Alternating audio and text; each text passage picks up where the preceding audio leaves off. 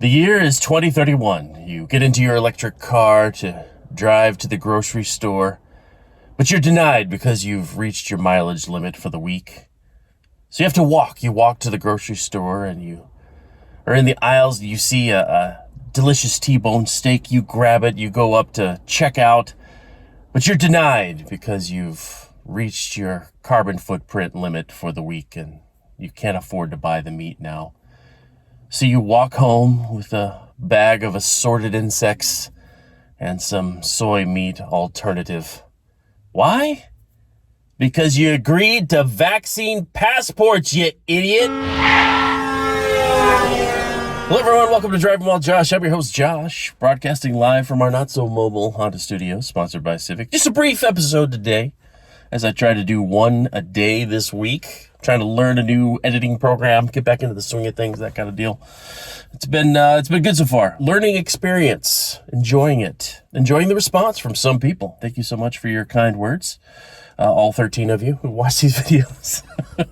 So today I just want to talk about where we're headed and how we can look at history to see where we are going forward. Because those who don't know history are doomed to repeat it, right? Well, and I don't want to go where a lot of people have gone and saying, well, just look at Nazi Germany, look at 1930s Germany, and you'll see where we are. It's dangerous to keep harping on Nazi type stuff and making those comparisons illusions. They're tired, they're worn out, and they're dangerous because people get fired for those types of things. But if you did want to do a comparison, we're not at the beginning of where they were in 1930s Germany. We're like 4 or 5 steps in, but we won't get into that. And instead, I'd like to look at a more recent example like Venezuela, closer to home from where I live, a little bit south, on the same side of the pond. So we're not talking about something that happened in Europe last century. We're talking about something that happened more recently.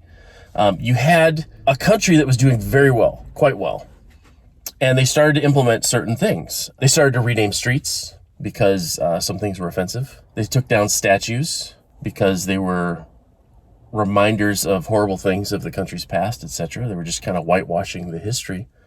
But more importantly, they switched over to a ballot counting system. I won't get into the name of the company that was spearheading it in the country of Venezuela. They got Chavez elected and maintained his power through each subsequent election.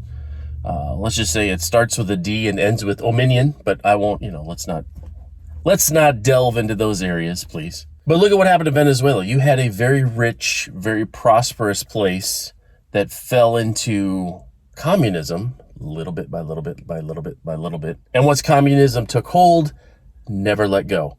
And so you have people that were quite prosperous, doing quite well. Now you won't find a stray dog or stray cat in the cities because the people have eaten them, because there's no food. That's what happened to Venezuela quite recently. They started tearing down statues, whitewashing history, changing things in the schools, changing how voting was done, and boom, look at where they are.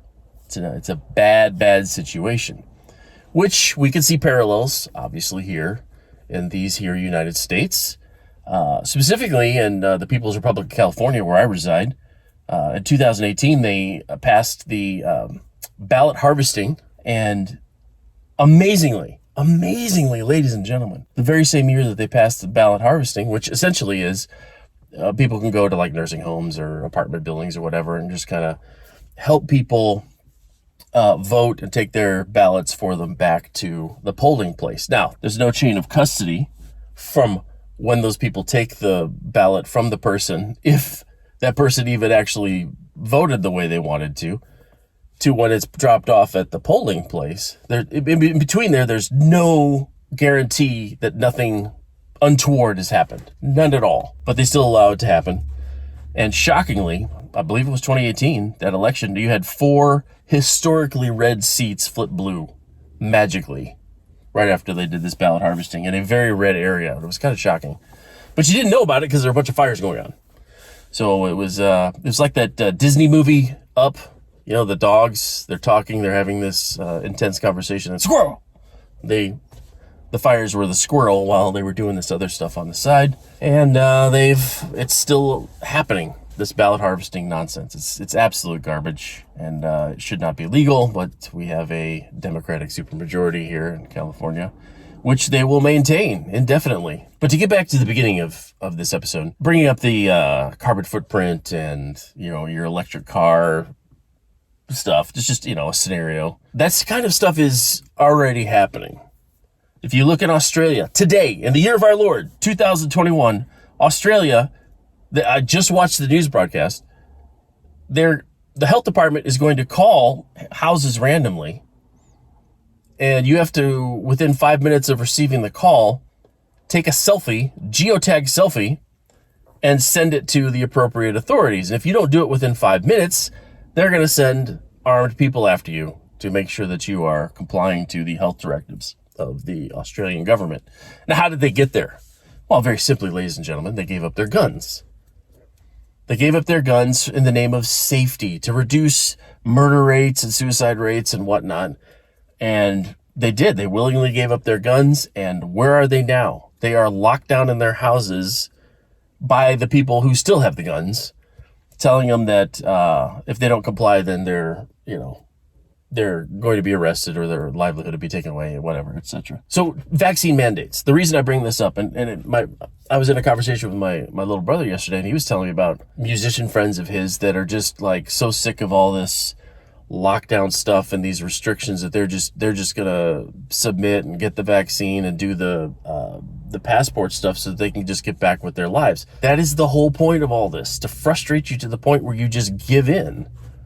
And then it's just little stepping stones towards social credit scores and other things that they're going to implement. And why? How do you know that, Josh? Well, they're doing it in China. They have social credit scores in China where they judge you on, who you hang out with, what you do, what you say, what you buy, all these other things. And the government gives you a score. And if you don't have a certain, number, then you can't do certain things. And they're tracking you with cameras and your phone and all this other junk. That's where we're headed. But it starts with vaccine passports. That's where it starts. They're doing it in Los Angeles. And this is what's funny. No, it's not funny. It's sad. Joe Biden got on TV and said he's going to implement a mandate that if you have 100 or more employees, you have to have the vaccine. He never issued the mandate. It was just a press conference. And people are complying. There's no executive order. There's no mandate because they know it's completely illegal and would not pass constitutional muster. They're just hoping you guys give in. And you are. A lot of people are. It's like 20% of the people are. It's ridiculous. People, please stop and think. Don't knee-jerk reaction to this. Your company, they may say, all right, well, because of this mandate, we're going to implement this and you better have this done by this date or you're fired. Challenge it. Please challenge it. It's not legal. I mean, granted, a company can do whatever they want. They can fire you for whatever reason they want. But to force a medical procedure on you that the guy that said he's going to put a mandate on hasn't even officially done it yet? It's just a press conference. And people are lining up. And in Los Angeles, they're about to do this. Oh, we're going to do this vaccine passport. You can't go to a restaurant, can't go to a movie theater, can't go to a gym, can't do any of this stuff unless you have this vaccine passport. And I know people are just going to give in, fall in line, lockstep. They're going to fall in line with this nonsense. And I'm saying, please don't, because it's a slippery slope. Because they're not going to stop with vaccine passports. They're going to immediately jump into climate change and say, you've got to adhere to these certain things, or your carbon footprint. You need to have a proof of carbon footprint usage for the week to be able to do X, Y, Z. And they're just going to keep going and going and going and going. And they're causing the problem that they're forcing you to react to. How do I know this? Look at the teachers' unions. Okay, so all last year, the teachers' unions used the situation to promote their political agenda and to force politicians to fall in line with what they believe. And it frustrated and angered a bunch of parents. And a lot of parents were able to sit and listen to what was actually being taught, because now they're having to, do Zoom school or whatever because the schools were closed. And they're like, wait a minute, we don't like what you're teaching. Why are you teaching my kid this? So they start challenging it and getting angry. Now the schools are opening back up, but they're still doing various political things, mask mandates, whatever. The parents are stepping up and getting angry, getting involved, going to school board meetings and forcing these people to, listen. So what do the teachers unions do? We're going to go to the DOJ and have the people who are going to these school board meetings be treated like domestic terrorists because they want to care about what their kids are being taught. So they set up the problem, they caused the problem, and when people reacted to the problem, now they're making the political bodies that they were already in bed with attack the people that are reacting negatively to what they already caused. That's exactly what's happening nationally. So don't just do knee-jerk reaction. Think about stuff. Joe Biden never issued a mandate. There is no executive order saying if you've got 100 people in your company, you've got to have them vaccinated by a certain date. That has not happened. He may do it. I don't know. But if he does, then you're going to have a legal problem because people are going to actually fight it. But he hasn't done it. And people are still complying. And it's going to keep happening. They're going to make you comply until we're at the point of the beginning of this episode where you can't buy what you want, use the stuff that you want, go where you want, unless you are towing the line that the government says you need to tow. That's where this is all going. But it could stop now. It could stop this very instant if we do not comply. It's like that movie, Bug's Life, another Disney movie, where, the grasshoppers come and bully the ants and they steal their stuff and the ants constantly comply and they're always afraid until finally one of them stood up and said, no, we're not going to do this. And then they all stood up and then the grasshoppers are like, oh no, what are we going to do? They outnumber us, which is what happens. We outnumber the government. We do. In tomorrow's episode, I think I'm going to talk about China and Taiwan because what a situation that may turn out to be. Honestly, I prefer if people were to challenge America or people were trying to conquer us or take us down, I prefer open conflict versus this corrupt our politicians, pay them off and have them undermine us from the inside. It's like how Rome destroyed itself from the inside. And that's kind of what's happening to America. We're rotting away from the inside, which is so sad to see. I would rather have a conquering army come across the hill and beat us into submission than our own people sell us out, which is what I see. And it breaks my heart, absolutely breaks my heart. But it doesn't have to happen because we're not there yet. But it will if you submit to these ridiculous guidelines and mandates that don't exist. There's no mandate that says you have to get vaccinated if you work for a company with more than 100 people. It doesn't exist. It was a press conference.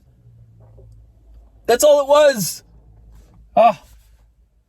Sorry if I'm a little too excited today, ladies and gentlemen, but just want to get this out there. I hope you all are having a wonderful week. I've enjoyed putting these out once a day. I expect to do one more tomorrow. And who knows what'll follow the week after that. I may just try to do a couple a week. I can't keep up this schedule. I've got other stuff going on. But this has been fun, and I hope you've enjoyed it. And this concludes this episode of Driving While Josh. Until next time.